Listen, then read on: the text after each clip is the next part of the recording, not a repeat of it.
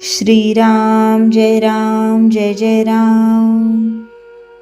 शुद्ध वातावरण व पवित्र आचरण.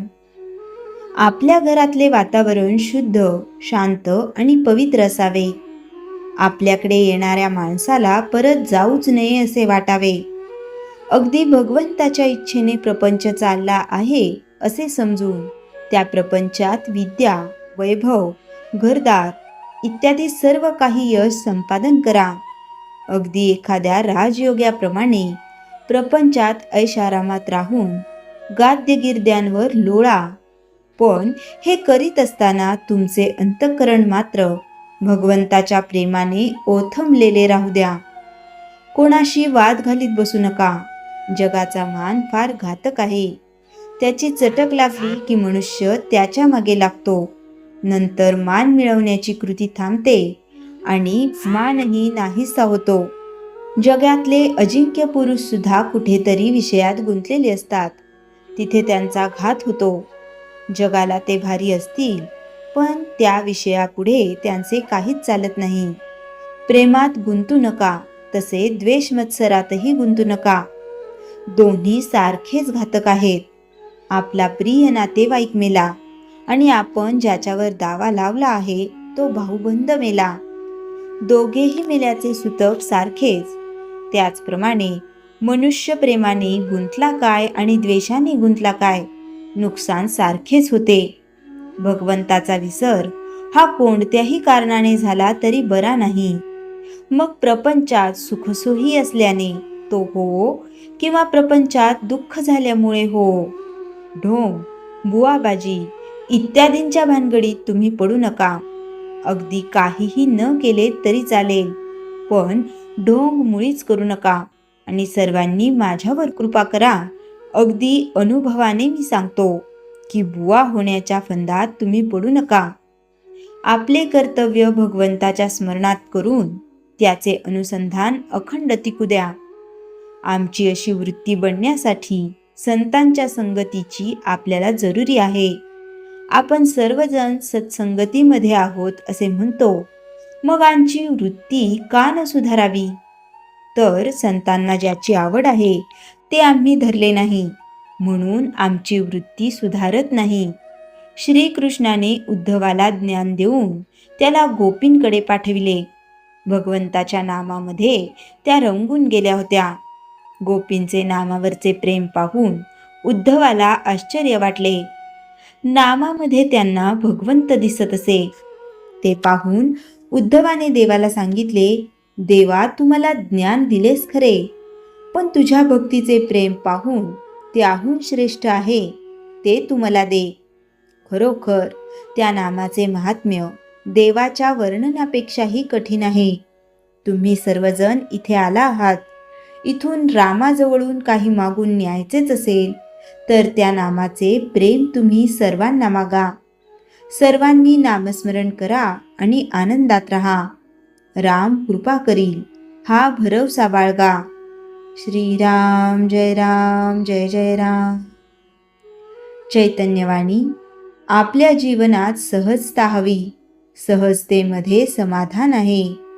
श्रीराम समर्थ. दासबोध समास 11 दशक 9. विषय श्रद्धा आणि तिचे महत्त्व. श्रद्धा म्हणजे काय? श्रद्धा म्हणजे दृढ विश्वास, निष्ठा, मनाची स्थिरता.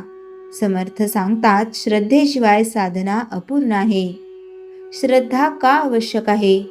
मार्गावर टिकून राहण्यासाठी, संकटातही धैर्य ठेवण्यासाठी, साधनेत सातत्य ठेवण्यासाठी.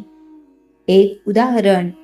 एखादा साधक साधना करतो, लगेच परिणाम दिसत नाही, पण श्रद्धा असल्यामुळे तो चालू ठेवतो. श्रद्धा नसल्याचे परिणाम: मन डळमळते, साधना अर्धवट राहते, आत्मविश्वास कमी होतो. अंधश्रद्धा आणि खरी श्रद्धा. अंधश्रद्धा, विचार न करता विश्वास. खरी श्रद्धा, विवेकाने आणि अनुभवाने निर्माण झालेला विश्वास. श्रद्धा कशी वाढवावी? समर्थ सांगतात, सत्संग करा, संतांचे विचार ऐका, अनुभवातून शिका, सकारात्मक रहा. साधना आणि श्रद्धा. नामस्मरण, ध्यान, प्रार्थना या गोष्टींमुळे श्रद्धा दृढ होते. संतांचा आदर्श. समर्थ रामदास स्वामी यांची श्रद्धा अत्यंत दृढ होती. एक साधा दृष्टांत. बी पेरले तर लगेच झाड दिसत नाही, पण विश्वास ठेवला तर ते उगवते. तसेच श्रद्धा ठेवल्यास फळ मिळते. अंतिम सार. समास 11:9 आपल्याला सांगते, श्रद्धा ठेवा, विवेक वापरा, साधना सुरू ठेवा आणि धैर्य ठेवा. असे जीवन जगणारा मनुष्य स्थिर, शांत आणि यशस्वी होतो. श्रीराम समर्थ. दासबोध. समास 11:10. विषय निश्चय आणि ध्येय स्थिरता. निश्चय म्हणजे काय? निश्चय म्हणजे ठाम निर्णय, ध्येयासाठी दृढ राहणे, परिस्थिती काहीही असो मार्ग न सोडणे. समर्थ सांगतात, निश्चयाशिवाय साधना पूर्ण होत नाही. निश्चय का आवश्यक आहे? अडचणींवर मात करण्यासाठी, सातत्य राखण्यासाठी, यश मिळवण्यासाठी. एक उदाहरण. एखादा विद्यार्थी अभ्यास करतो. सुरुवातीला अडचणी येतात, पण निश्चय असल्यामुळे तो प्रयत्न चालू ठेवतो आणि शेवटी यश मिळवतो. निश्चय नसल्याचे परिणाम. काम अर्धवट राहते, आत्मविश्वास कमी होतो, अपयश येते. निश्चय कसा वाढवावा? समर्थ सांगतात, स्पष्ट ध्येय ठेवा, स्वतःवर विश्वास ठेवा, सकारात्मक विचार ठेवा, हार मानू नका. निश्चय आणि साधना. रोज साधना करा, सातत्य ठेवा, विचलित होऊ नका. अडचणींना सामोरे जाणे. अडचणी येणारच, पण निश्चयाने त्यांना पार करता येते. संतांचा आदर्श. समर्थ रामदास स्वामी यांचा निश्चय अत्यंत दृढ होतो. एक साधा दृष्टांत. नदी मार्गात अडथळे आले तरी ती आपला मार्ग बदलते, पण थांबत नाही. तसेच निश्चयी मनुष्य कधीही थांबत नाही. अंतिम सार. समास 11:10 आपल्याला सांगते, निश्चय ठेवा, ध्येय स्पष्ट ठेवा, सातत्य ठेवा आणि प्रयत्न करत राहा. असे जीवन जगणारा मनुष्य यशस्वी, स्थिर आणि प्रेरणादायी होतो. श्रीराम समर्थ. श्रीराम जय राम जय जय राम. जयाच्या जनी जन्मनामार्थ झाला, जयाने सदा वासनामात केला. जयाच्या मुखी सर्वदा नाम कीर्ती, नमस्कार तया ब्रह्मचैतन्य मूर्ती. श्रीराम जय राम जय जय राम. जानकी जीवन स्मरण जय जय राम.